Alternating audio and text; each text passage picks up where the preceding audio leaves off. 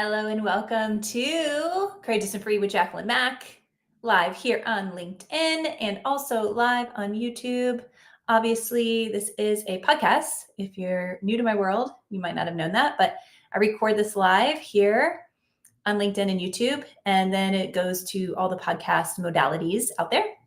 So if you have questions, engagement during this live session, I do go back and look at the comments and I do answer them personally myself. So yes, please share with me what's landing for you. Share with me what isn't. Challenge some perspectives and let's have some breakthroughs, create some momentum in sales mastery today. So we're jumping into the hidden sales block, how money and worthiness control your sales. What do I mean by money and worthiness? I mean this on two different perspectives. First is how your money stories and your money worthiness, what you believe, what you feel, is a part of that, controls your success because that is contagious and bleeds over in your body language, in the word choices that you use, in your authority and your conviction, and how you handle a sales call or conversation. It also is all the other side. So the money stories and the money worthiness that's controlling your leads, meaning what are their limiting beliefs around money, around their worthiness of what they deserve to invest into for that transformation, whether it's in business or personally in life. This is both B2B and B2C, hands down. We are all human who are meaning making machines, and based on our past experience, it directly affects how we make decisions today and into the future, right? So today we're going to talk about your money story. Your money story is going to be a direct reflection of your sales results. So write this down, write this question down and answer it. Or go back and listen to this if you're walking, driving, or doing anything that doesn't allow you to write this down, right? How your beliefs around money and worthiness, how are they directly or indirectly impacting your ability to close high value sales? We're talking premium sales. It's also been called high ticket sales, but that's also had a bad negative connotation in the coaching space. So I'm leaning in on the premium, on the high value, because that is directly connected to the integrity of what you're offering. So how are your beliefs around money and worthiness directly impacting? Like, what type of money beliefs do you have or have you had? How do you make decisions when you invest into something? Have you ever thought about that? Have you ever given yourself grace and space to go in and get to the root of it and understand the truth behind what you're making true or not true? And is there a limiting belief that you're falling victim to, right? And if you need help with your own money story, I have a whole course on it. It's in my Rise Up program, but I've pulled it out to sell separately because people have asked so many times, like, how do I break the money codes? How do I understand the money codes? How can I work with the laws of this universal energetic exchange we call money? Go grab it. Well, it's very, very, very, very reasonable investment. So shifting from your scarcity mindset, right? Can they afford this? To an empowered mindset. Is this the right solution for them? This is where we get curious, but we stay in our conviction. This is not ego convincing. This is conviction that I know beyond the shadow of a doubt what I do with people gets them results. And it doesn't even just get them. You notice I use the word get them. It allows them to experience the results that they desire, right? So shifting from there's not enough and could they actually afford this to that empowering belief and stance that is this even the right solution for them? Because if it's the right solution for them, we can really get creative with the funding, right? The second part of today, we're jumping into the power of asking quality questions. There's so much behind quality questions to get to the root of what? Of what's really blocking them. Because when you think about a lead, they're coming into a call, and I don't care if this is a person who doesn't know you from Jane Doe, super, super cold, which is why I have a lot of experience in one call closing and cold transactions, and warm. Warm are my favorite. Let's be honest, they're so easy. But can cold be easy? Absolutely. How? By asking quality questions and breaking away from the script.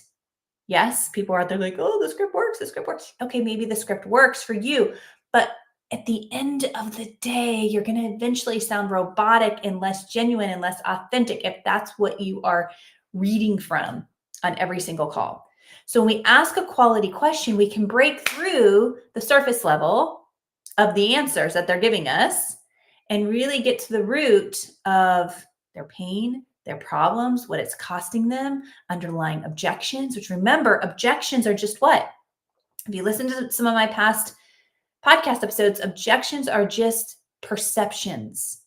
It's a perception shift that we get to help them have that breakthrough before they even pay us, which is really, really cool, right?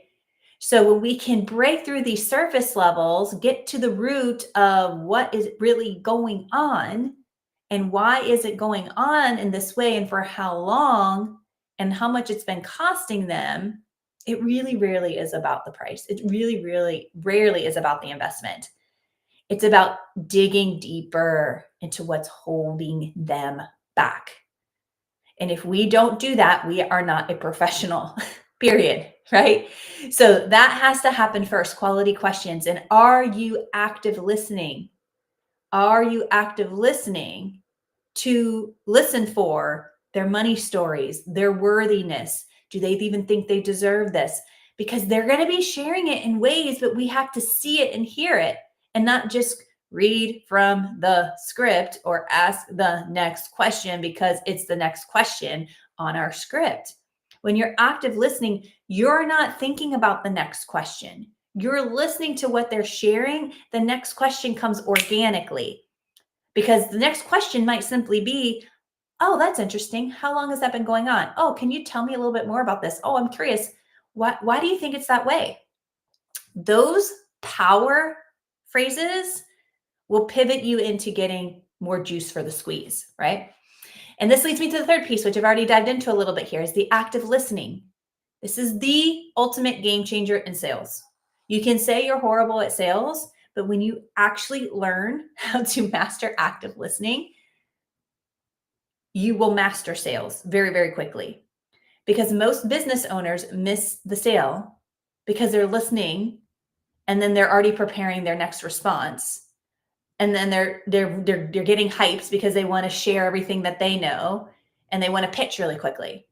And they was like, oh my God, I know I can help you. Let me just share with you how.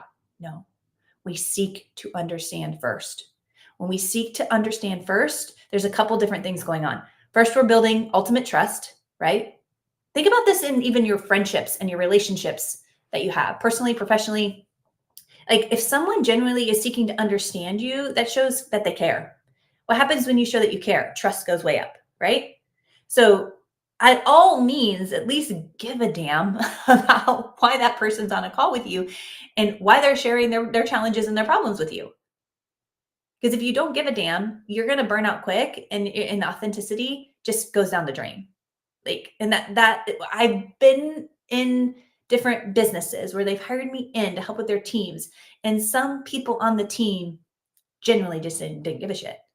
And at the end of the day, I'm like, well, this is why your closing rate is at 20% and Tyler's is at 70% because he actually gives a shit on the call. He may not be thinking about it all day and all night, but while he's in that moment and that person is investing that 30 minutes or hour with him, he's fully engaged in active listening.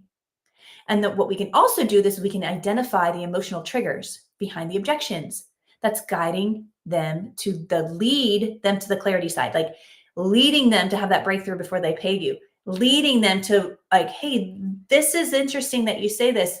Could it be that blah, blah, blah, blah, blah about their limiting belief or money story or blah, blah, blah, blah, blah about their worthiness and the need to control something or an outcome, and they haven't been open to something better or a possible solution. And they're just a person of their pattern and their behaviors because it feels safe and familiar. So active listening is so critical. And then there's also selling with certainty. This is the conviction. Conviction. Money doesn't matter. Money really doesn't matter. When you know, and this is the best part. There's been multiple different business owners I did high ticket premium sales for. And multiple times they say, dang, Jackie, you believe in this offer more than I believe in it. And I'm the one that created it. And I'm like, well, darn straight. Because if I don't believe in it, how the heck am I going to help somebody else believe in it? Like now we're in convince you slimy sales, right? And that doesn't fly this day and age. Our consumers are more savvier than ever. They've seen the dog and pony shows, they've seen the smoke and mirror shows, and those aren't fun. And it's actually given sales a bad rep. Would you agree? This is why a lot of people are like, I don't love sales. Well, why? Why? And how can you love sales? Well, I don't love sales, but I love helping people. That's what sales is. Why are you making it mean something it doesn't need to mean, basically? So when you're selling with certainty and you're not convincing, this is why people buy, because they trust you. They're borrowing your belief. They're making a decision not just from logic, but they hear the certainty that you have and they're ready to go. And when you own your worth, you're reflecting back to them that they get to own their worth, that they can confidently say yes or ask without any hesitation, without any quote unquote objections, because we tied down, handled all the perceptions, the personalized perceptions that they had, limiting or not, as we went through the call, as we went through the intro, as we went through the discovery, as we went through the pitch or the phases that we personalize. Because all of this goes back to it's not the money, it's not the time, it's not the spouse, it's not the thing, that whatever the excuse or objection is. And I have hundreds of pages of how to overcome every objection out there. And I can tell you at the end of the day, there's one thing behind all objections, and that's their belief. Do they believe this will work for them? Do they believe that you can help them? And do they believe they are worthy, that they deserve this?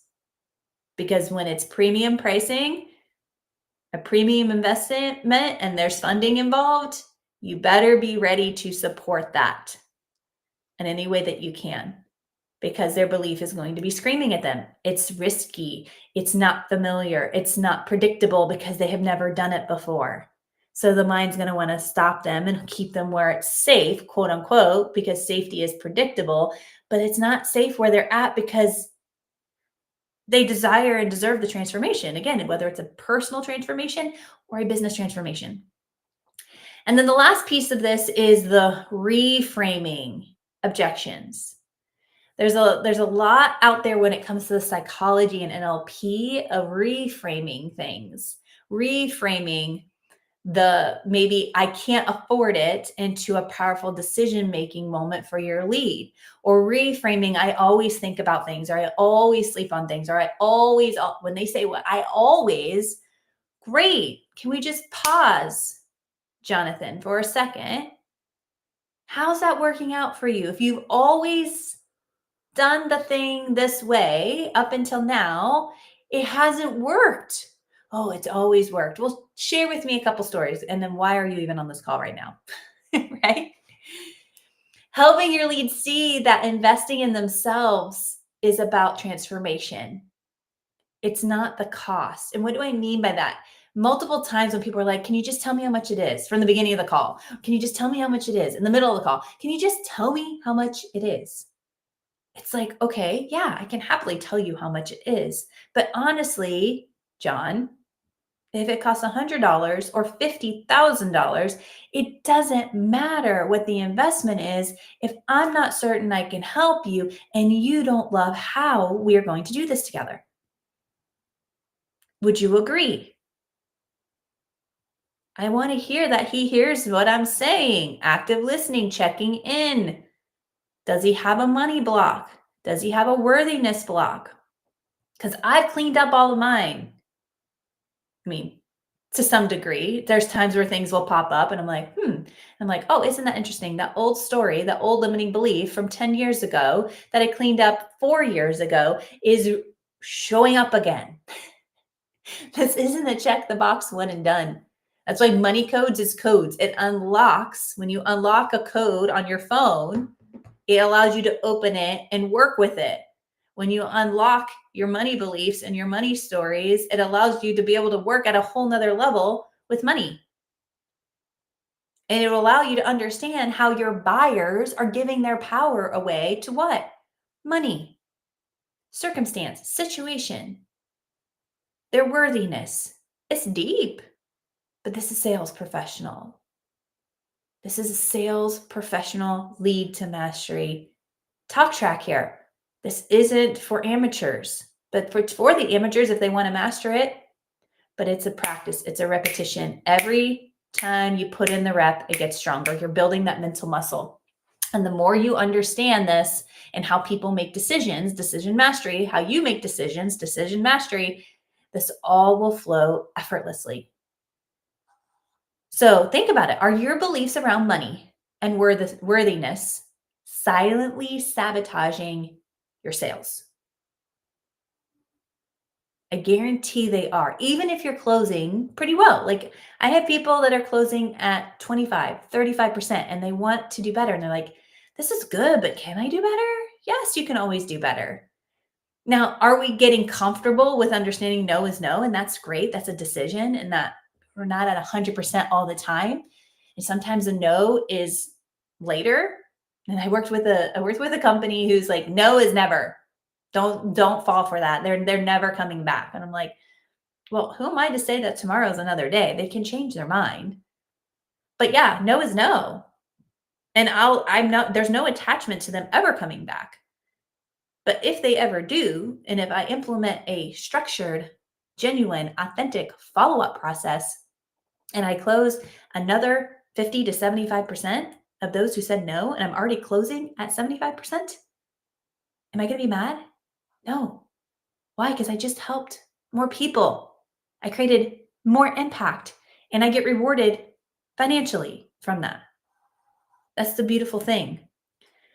So today we covered a lot. We covered how you as the owner of a business or you as a professional sales rep or closer can unknowingly project your own money fears and stories onto your leads, which is costing them their transformation and you the sale. Notice I said that in that order on purpose because it is about the money, but it's not about the money. When you make it about the money, there's pressure, right? So take the pressure off you, take the pressure off the lead. And honestly, do you really want to help this person? If you genuinely want to help this person, then it's easy to ask for the money. It's easy to help them source the funds. It's easy to help them overcome their perception of their limiting beliefs around their money that they're giving their power away to. You also, we jumped into how to ask those powerful questions, how to dig deep. Oh, I'm curious. Oh, tell me more. Why do you think it's been that way? How long has it been that way? Wow, this has been costing you $10,000 a month. This has been costing you $50,000. Wow, this has been costing you $100,000 a month. For how many years? Calculate that. Slow down. Help them see what they're leaving on the table. Because in their mind, they have these limiting beliefs or they're just unaware. Because again, people know what they know.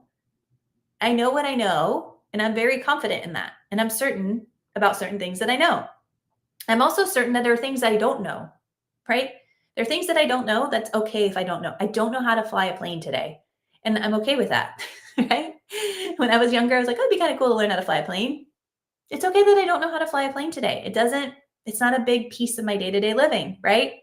And then everybody in this world, including myself, there are things I don't know. I don't know. Those are the blind spots. Those are these money stories and these unworthiness stories that some people just aren't aware of that are playing and running and sometimes even ruining their lives. And it's costing them their transformation. And it's costing you your sales. So how can you actually dig deep, uncover how, even when it's so uncomfortable, the more uncomfortable your conversations are, yay, growth for you and them. And yay, it's a curiosity thing. Curiosity takes the pressure off. Conviction stands in the certainty, which is what they're there on the call with you in the first place for. They're looking for certainty. And then how do you active listen? And then how do you flip the script and check in to make sure your lead is active listening when you go to pitch them? And how do you transform all of this into opportunity? Opportunity-based sales, curiosity, conviction, authority, quality questioning, active listening on both sides. You can't control whether or not they active listen, but you can check in to see if they're hearing the value. Through what? Quality questioning. Again, all of this is a huge mindset shift that will help you indefinitely, confidently own your worth and close sales with ease. If you're tired of the money stories holding you back, then this episode is a wake up call for you. And I highly recommend that you go jump in and grab sales codes and money codes. Because at the end of the day, everything you want is on the other side of taking your power back from the things that you've been allowing to block you. Seriously. End of story. I can end with that. So I am going to wrap up today with that. Keeping this short and sweet. Go back and listen to the 5 pieces that we talked about today with how money and your worthiness is controlling your sales or lack of sales, and how you're allowing and or projecting that into your leads. Again, this goes back to the last episode last week, sell or be sold, right? You're going to help someone cross the finish line. You've sold them, but we don't even have to call it sold. We help them say yes to something they deserve and they desire and they are worth it. And you're certain that it will help them. So to me, that's solution-based conversations. You call it sales, you can call it sold, or you're going to be sold on their limiting beliefs, or you're going to be sold on their money stories, or you're going to be sold on their unworthiness. And guess what? They don't win. You don't win. They may go out there, waste time and money on other things that they think are going to help them and probably aren't, because there are a lot of other brands, companies, programs out there that are okay. But if you're listening to this podcast, yours is beyond okay. You've mastered what you do so well. And therefore, every person should be experiencing what you have to offer if it is the solution for them. So I'll leave you with that. Go check out sales codes, money codes. I believe there's a free module for either one of those, I believe, out there on the link. If not, message me. I'll make sure you get one and practice this, put this in play. What is the one thing you're committed to today? Not deciding to do maybe possibly someday when, giving your power away to someday when. One thing you took away from today, commit to applying it today. It could be just the phases of digging deeper. It could be going and doing your money work. It could be helping people have a breakthrough before they pay you and tying down those objections before we money drop. Pick something, commit to it, use it. Messy, imperfect action. Progress over perfection every day. And I promise you'll thank me later, if not sooner. All right. Sending you off with so much love. Bye for now.